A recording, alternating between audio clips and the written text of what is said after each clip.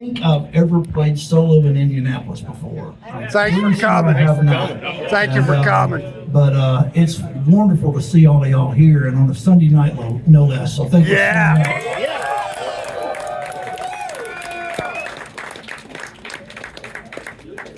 I said I spent a lot of my childhood with my grandmother and my great uncle. And my great uncle never married, never had kids. He drove trucks for a living, and he would drive all week, based out of Springfield, Ohio. You know that place where they're eating the dogs and cats and shit. Yeah, that's where my great uncle worked, and he worked for International Harvester, and he would deliver new trucks to the dealership there. And he would work all week and then take the Greyhound bus after his last delivery on Thursday or Friday back to my hometown in time to pick me up after school and take me out to the farm. And I'd spend the weekend out there, and then on Sunday night he'd take the Greyhound bus from Florence, Alabama all night back to Springfield, Ohio to eat some more dogs and cats and take another load of trucks to their dealerships for the International Harvester. And they later built a highway. His farm was like 8 miles northwest of Florence, Alabama. But before they built the highway, the way to get there was this really super creepy, windy road. And at a point, you would kind of go around a curve, and up on there'd be a clearing, and up on the hill there'd be this great big plantation, plantation, terrible, all that bullshit, And it had belonged to like a first cousin of Andrew Jackson, which means they were just fucking assholes. Terrible fucking assholes. And then when I was 2 years old, a cluster of lightning bolts hit the house, and it exploded and burned to the ground in 5 minutes flat, leaving these great big columns. And the columns are still there, and it's really creepy because you drive around that creepy road, and then all of a sudden there's this ghost mansion of the columns, and then right after that you'd pass this one-lane bridge that all the locals call Ghost Bridge. And my great uncle sometimes would stop the car on the bridge and turn the lights out and turn the motor off and roll down the windows, and he'd say, "Look real close down the creek. Maybe we'll see the headless man." "Do you see it?" I was like, "Yeah, I think I do." He said, "Yeah, I think I do too." He'd sometimes act like the car wouldn't start just to scare me, and then we'd go, And then when I was a teenager, of course, we'd reenact it on dates. That's a whole other story, but I haven't written that song. Or maybe that's the werewolf song. But at any rate, I wanted to write a song about that place, and the story's just bullshit. But the whole idea of the song is I love those old Bobby Gentry songs like "Ode to Billy Joe," and you don't really know what happened. You just know something bad. They threw something off that bridge, and it wasn't a good thing. And then something happened to Billy Joe McCall. It's just. And so I wanted to write a tribute to Bobby Gentry as one of those songs, and this is called "The Forks of Cypress."